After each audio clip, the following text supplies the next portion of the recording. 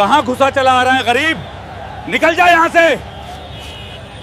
मैं प्रधानमंत्री की जगह आज लाल किले पर भाषण देना चाहता हूं सर।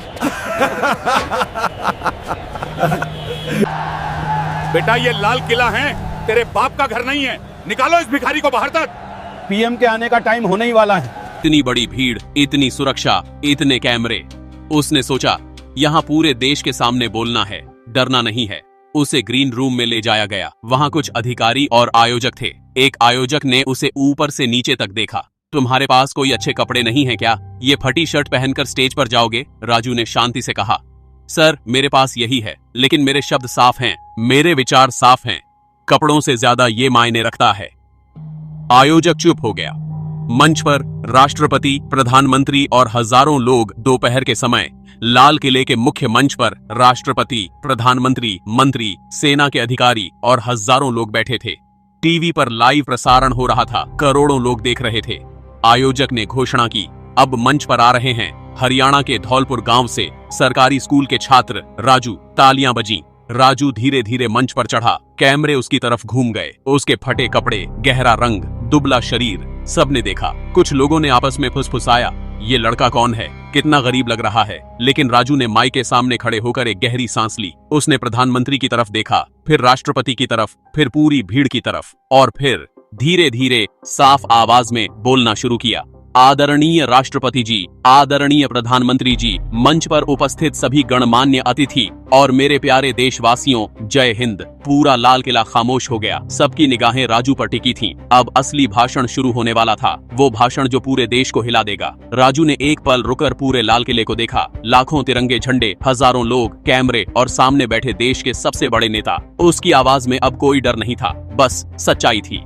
राजू ने अपना भाषण जारी रखा। आज 26 जनवरी है, हमारा गणतंत्र दिवस। आज का दिन हमें याद दिलाता है कि हमारा देश दुनिया का सबसे बड़ा लोकतंत्र है। आज हम अपने संविधान को सलाम करते हैं, जिसने हर नागरिक को बराबरी, स्वतंत्रता और सम्मान का अधिकार दिया। हमारा देश महान है। यहाँ की संस्कृति हजारों साल पुरानी है। यहाँ की मिट्टी ने महात्मा गांधी, भगत सिंह, सुभाष चंद्र बोस, डॉक्टर भीमराव अंबेडकर जैसे महान नेता दिए।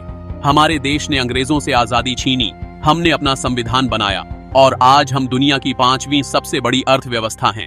हमारे नेता मेहनत कर रहे हैं, सड़कें बन रही हैं, स्कूल खुल रहे हैं, अस्पताल बन रहे हैं, गरीबों के लिए योजनाएं चल रही हैं।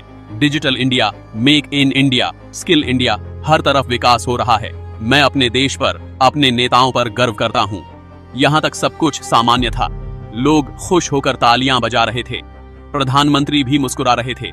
लेकिन अब राजू की आवाज में एक अलग ही गंभीरता आ गई। लेकिन आदरणीय नेताओं, मैं आज यहाँ सिर्फ तारीफ करने नहीं आया हूँ, मैं यहाँ सच बोलने आया हूँ। हमारा संविधान कहता है सब बराबर हैं, लेकिन क्या सच में ऐसा है? मैं एक छोटे से गांव से आता हूँ। मेरा परिवार दलित है। मेरे पिता मजदूरी करते हैं, मेरी माँ बर्तन साफ करती है। मैं अपनी क्लास में हमेशा टॉप करता हूँ, निबंध प्रतियोगिताओं में पहला आता हूँ। लेकिन जब मैंने कहा कि मैं लाल किले पर भाषण देना चाहता हूँ, तो सबने मुझ पर हंसा। मेरे स्कूल के प्रिंसिपल और टीचर्स ने सरपंच के बेटे को चुना था, क्योंकि उसके पास पैसा था। मुझसे कहा गया, तू गरीब है, भिखारी है, तेरी औकात नहीं। मुझसे कहा गया, अगर तू स्टेज पर गया तो देश की बेइज्जती होगी। क्यों? क्योंकि मेरे कपड़े फटे हैं, क्योंकि मेरी जाति छोटी है। पूरे लाल किले में सन्नाटा छा गया। कैमरे राजू पर फोकस हो गए। प्रधानमंत्री की मुस्कान गंभीर हो गई। राजू ने आगे कहा, मैं अपने देश से प्यार करता हूं, लेकिन मुझे दर्द होता है जब मैं देखता हूं कि भेदभाव आज भी जिंदा है। हमारे संविधान निर्माता डॉक्टर भीमराव अंबेडकर दलित थे और उन्होंने इतना बड़ा संविधान लिखा। हमारे पूर्व राष्ट्रपति के आर नारायणन, रामनाथ कोविंद दलित समुदाय से थे और उन्होंने देश को गर्व दिया। हमारे कई मंत्री, IAS अधिकारी, डॉक्टर, इंजीनियर छोटी जातियों से हैं। तो फिर गांवों में, स्कूलों में, दफ्तरों में आज भी गरीबों को, दलितों को क्यों नीचा दिखाया जाता है? आज भी कई गांवों में दलित बच्चे अलग बैठकर खाना खाते हैं। आज भी नौकरियों में जाति देखी जाती है। आज भी अमीर के बच्चे को हर मौका मिलता है, गरीब के बच्चे को सिर्फ सपने मिलते हैं। हमारा देश तब महान बनेगा जब हर बच्चे को बराबर मौका मिले, चाहे वो किसी भी जाति का हो, किसी भी धर्म का हो, गरीब हो या अमीर। मैं आज यहाँ सिर्फ इसलिए खड़ा हूँ क्योंकि एक ईमानदार अधिकारी ने मुझे मौका दिया। अगर वो भी मेरे कपड़े देखकर हंस देते तो आज मैं यहाँ नहीं होता। तो मेरा देश से, अपने नेताओं से, अपने समाज से एक ही निवेदन है, गरीबों को, दलितों को, पिछड़ों को मौका दीजिए, उन्हें सम्मान दीजिए, उनकी काबिलियत देखिए, उनके कपड़े नहीं। जय हिंद, जय भारत, जय संविधान। राजू ने हाथ जोड़े और माइक से पीछे हटा। कुछ सेकंड के लिए पूरा सन्नाटा रहा। फिर अचानक प्रधानमंत्री खड़े हो गए और जोर से तालियां बजाने लगे। उन्हें देखकर राष्ट्रपति भी खड़े हुए, फिर मंत्री, फिर सेना के अधिकारी, फिर पूरी भीड़, सब खड़े होकर तालियां बजाने लगे। करोड़ों टीवी देखने वाले लोगों की आंखों में आंसू थे। प्रधानमंत्री मंच पर आए, राजू के कंधे पर हाथ रखा। बेटा, तुमने आज वो कहा जो कहना जरूरी था। तुमने सच का आईना दिखाया। मैं वादा करता हूँ, हम इस भेदभाव को खत्म करने के लिए और सख्त कदम उठाएंगे। तुम्हारी आवाज पूरे देश तक पहुंच गई है। राष्ट्रपति ने राजू को एक विशेष सम्मान पत्र और अवार्ड दिया। उस दिन के बाद राजू की कहानी हर अखबार में छपी, हर न्यूज चैनल पर दिखाई गई। सोशल मीडिया पर उसके भाषण के वीडियो वायरल हो गए। लाखों लोगों ने कहा, ये है असली भारत की आवाज। सरपंच, प्रिंसिपल और टीचर्स सब शर्मिंदा थे। सरकार ने उस स्कूल की जांच करवाई और भेदभाव करने वालों पर कार्रवाई हुई। और राजू, उसे पूरे देश से स्कॉलरशिप के ऑफर आए। एक बड़े स्कूल ने उसे मुफ्त में पढ़ाने का मौका दिया, लेकिन राजू ने कहा, मैं अपने गांव के स्कूल में ही पढ़ूंगा, क्योंकि असली बदलाव गांवों से ही आएगा।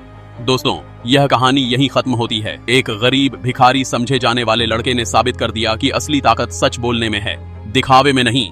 अगर इस कहानी ने आपको प्रेरित किया हो, अगर आपको लगता है कि हर बच्चे को बराबर मौका मिलना चाहिए, अगर राजू के साहस और भाषण ने आपके दिल को छुआ, तो इस वीडियो को एक लाइक जरूर करें और कमेंट में लिखें, जय संविधान, जय बराबरी। इस कहानी को अपने दोस्तों और परिवार के साथ शेयर करें, ताकि यह संदेश दूर तक पहुंचे कि भेदभाव गलत है और हर इंसान को सम्मान मिलना चाहिए। और हाँ, ऐसी ही दिल को छू लेने वाली, प्रेरणादायक और समाज को झकझोरने वाली कहानियों के लिए हमारे चैनल को सब्सक्राइब और फॉलो करना बिल्कुल मत भूलना।